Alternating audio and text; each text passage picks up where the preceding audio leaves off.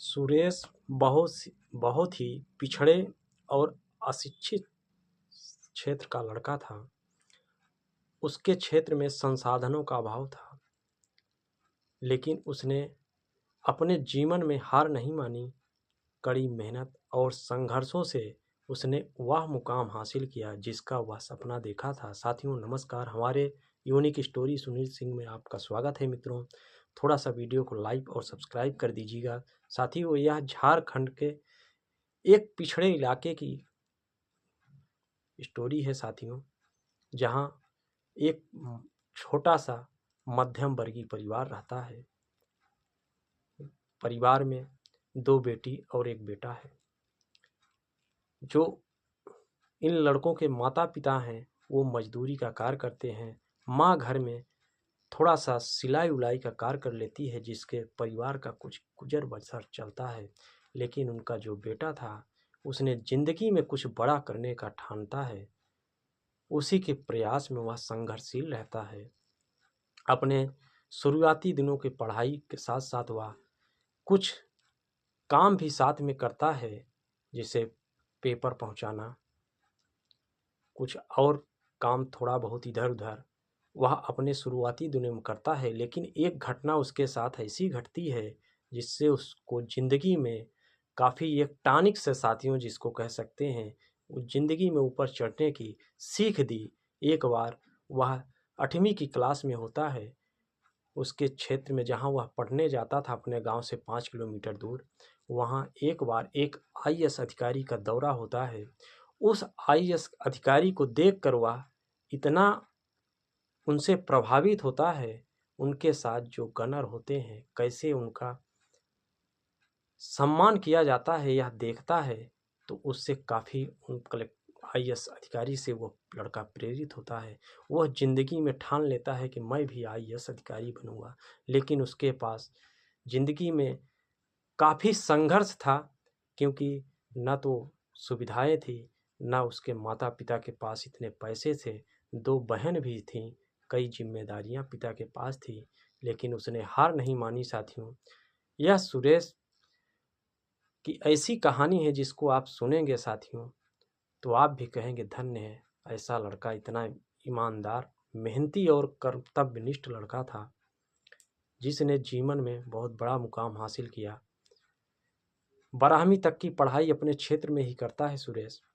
इसके बाद 12वीं के बाद वह दिल्ली अपने पिता से कहता है, पिताजी मैं आईएएस अधिकारी बनना चाहता हूँ। जब घर में ऐसी बात वह चर्चा करता है तो उसके पिता तो उनको तो पता नहीं था कि आईएएस होता क्या है। साथियों, कुछ रिश्तेदार सगे संबंधी जो पढ़े थे उनसे पूछते हैं कि मेरा बेटा आईएएस बनना चाहता है, ऐसी उसने मुझसे डिमांड की है।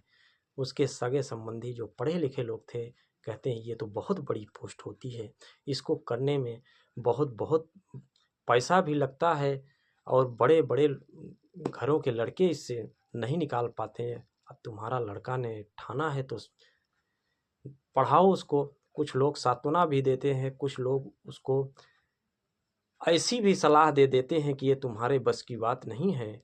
उसके पिता से कहते हैं बहुत पैसा लगेगा। पिता हतोत्साहित होते हैं, लेकिन बेटे के जज्बे को जब देखते हैं कि बेटे मेरे लिए ललक है पढ़ने की, तो पिता को भी ऐसी इच्छा होती है कि बेटे को पढ़ाएंगे चाहे जितनी मजदूरी करना पड़े। लेकिन सुरेश देखता है कि पिताजी की स्थिति इस समय ठीक ठाक नहीं है। वो तमाम जो सरकार की संस्थाएं चलती हैं, स्कॉलरशिप वगैरह की, उनका एग्ज़ाम देता है। पढ़ने में तो ठीक ठाक था, उसका एक स्कॉलरशिप में एग्ज़ाम निकल जाता है, उसको स्कॉलरशिप मिलने लगती है। उसकी स्नातक की पढ़ाई ठीक ठाक दिल्ली यूनिवर्सिटी से करता है। साथियों, स्नातक की पढ़ाई करने के बाद वो पढ़ाई के साथ साथ आईएएस की तैयारी में भी लग जाता है पूरे दमखम के साथ। इधर जब उसका स्नातक की डिग्री पूरी होती है, आईएएस की तैयारी कर ही रहा था, एग्ज़ाम देता है। पहले अटेम्प्ट में वो प्री में ही फेल हो जाता है साथियों, लेकिन निराश और हतोत्साहित नहीं होता। उसने क्रम बाई क्रम 3 अटेम्प्ट दिए, एक में मेन भी पहुंचता है लेकिन मेन से बाहर हो जाता है। जो उसके यार मित्र होते हैं उसको प्रोत्साहित करते हैं कि नहीं तुम कर लोगे, उसके टैलेंट को देखते हैं तो ये आभास होता है कि ये ज़रूर एक दिन आईएएस अधिकारी बन जाएगा। लेकिन जो इनके रिश्तेदार वगैरह होते हैं कहते हैं बेटा तुम कहीं वहीं छोटी मोटी नौकरी देख लो, तुम्हारी 2 बहनें हैं, तुम्हारे माता पिता भी अभी इस स्थिति में नहीं है कि तुम्हारा गुजर बसर खर्चा इतना उठा सकें।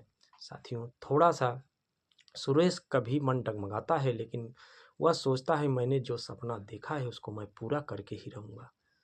साथियों वो पूरी लगन के साथ निष्ठा के साथ चौथे अटेम्प्ट में बैठता है।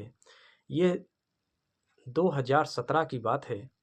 जैसे ही चौथे अटेम्प्ट में निकलता है प्री उसका बहुत अच्छे से निकल जाता है, मेन भी होता है और उस अटेम्प्ट में वो आईएएस का एग्ज़ाम क्रैक कर लेता है।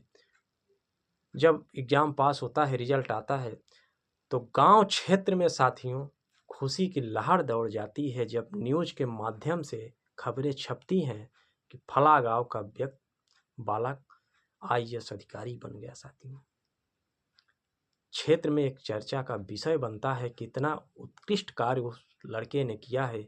उस अपने ज़िंदगी में वह संघर्ष, गरीबी सब कुछ देखा है लेकिन उसका मनोबल कभी नहीं डगमगाया। साथियों इच्छाएं तो सभी की होती हैं कि आईएएस अधिकारी बने, डॉक्टर बने, इंजीनियर बने, लेकिन इच्छाएं ही जब ख़त्म हो जाती हैं लोग हताश हो जाते हैं, वहीं से फेल हो जाते हैं। साथियों वह भी 3 अटेम्प्ट देने के बाद अगर निराश हो जाता तो आज इस पद पे ना होता।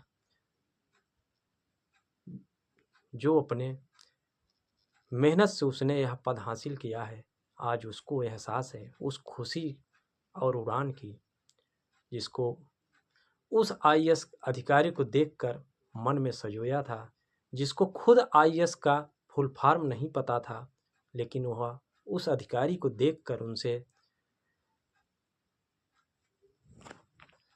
प्रेरित होता है कि मैं भी अपने क्षेत्र में जो अविकसित मेरा क्षेत्र है मैं इस क्षेत्र का विकास करूंगा। ट्रेनिंग होती है, ज्वाइनिंग होने के बाद उसको कैडर तो अलग राज्य का मिलता है लेकिन चूंकि उस पिछड़े क्षेत्र से आता था उसकी आवाज़ वह सरकार के पास कई बार उठाया, उस क्षेत्र का विकास भी हुआ। साथियों उस एक लड़के के दम पर क्षेत्र का अच्छा विकास होता है। आज सुरेश भी एक समाज में प्रतिष्ठित और बड़े पद पर आसीन है और जिस चाह को वह कभी सोचा था उसको जब मुकाम हासिल कर लिया है तो खुशी का तो उसका ठिकाना ही नहीं है, चाहे जिसकी भी यह स्थिति हो। साथियों कहते हैं जिंदगी में जितना बड़ा संघर्ष होगा उतना ही बड़ा उसका पद होगा। साथियों ऐसी ही यह घटना आपको हम सुनाए हैं सुरेश की।